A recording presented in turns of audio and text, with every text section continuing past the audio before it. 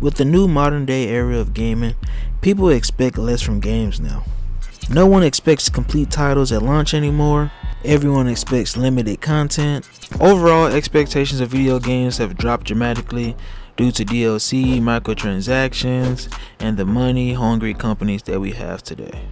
It's already baffling how gaming got to this point and we as consumers allowed it. But what's even more puzzling to me is the fact that consumers actually defend these things and make up excuses for why the devs can't deliver great games when they used to in the past.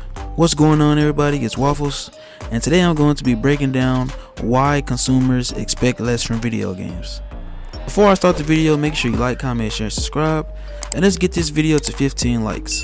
Today's video will be a collaboration with one of my good friends, Hoodie. YouTube! What's going on, y'all? It's your boy Hoodie, and today we're gonna be here with Waffles explaining to y'all why it's dumb to expect less from games in 2023. Let's go.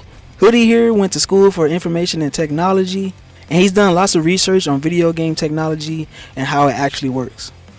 When it comes to game development, devs, even us as consumers, I know all about it, so let's get straight into it. Alright, to start this video, we will be comparing the old generation technology of video games to the new generation technology of video games, and we will be comparing them, showing you that the older games had much more content versus the new games that have less content, and we will explain to you why that is so. With the new technology we have, we should not have any excuse to believe that we should have less content than before. Companies are well armed and prepared with the best of the best game developers to assist in making these games to the best of their ability. Exactly. Developers are much more skilled than before. So pairing the modern day high skilled developers with the new technology that we have today, there is no excuse that older games like in the PS2 era should have more content than we do now. Take the Mortal Kombat series for example. Games like Mortal Kombat Deception had many different game modes, and Mortal Kombat Armageddon even had Mortal Kombat and Conquest mode. And you take Mortal Kombat now, there's limited amounts of content that you can do outside of playing online in the story mode. Just on the fact that gaming culture has been huge and is even continually growing, we should have no excuse for our newer games to have less content than the old ones. One example of a technology that has increased gaming production would have to be cloud technology. If you do a little bit of research on cloud technology and how it affects game development, you'll come to find out this is the reason why we don't have all these expensive and diverse setups for gaming anymore. For example, back in the PS2 and PS1 days, we had memory cards and or external storage.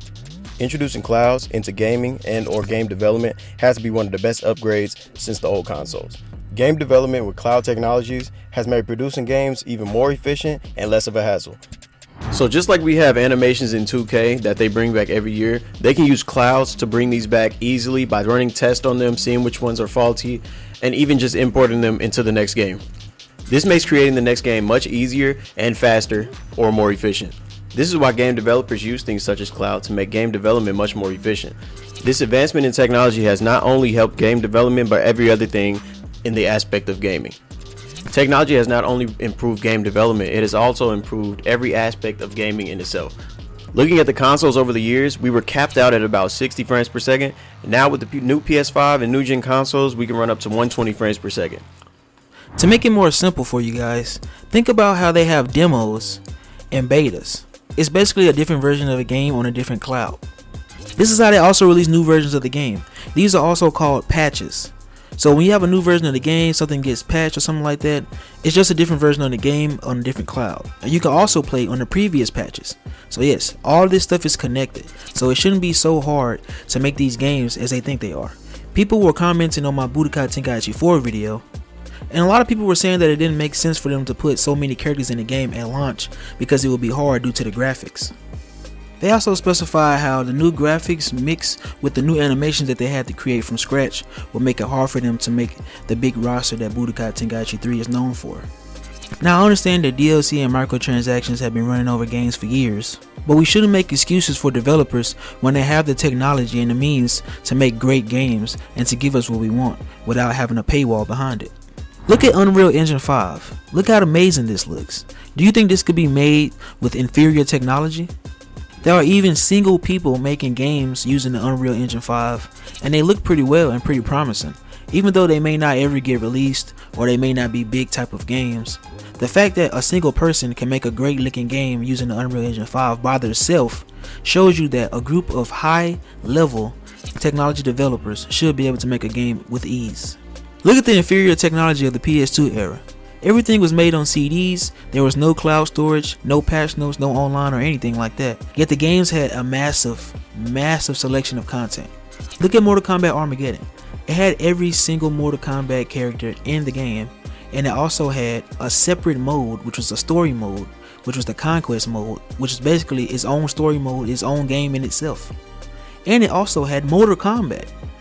So please tell me, what is the excuse for the PS5 era to where they cannot put lots of content in their games at launch and make great games at launch?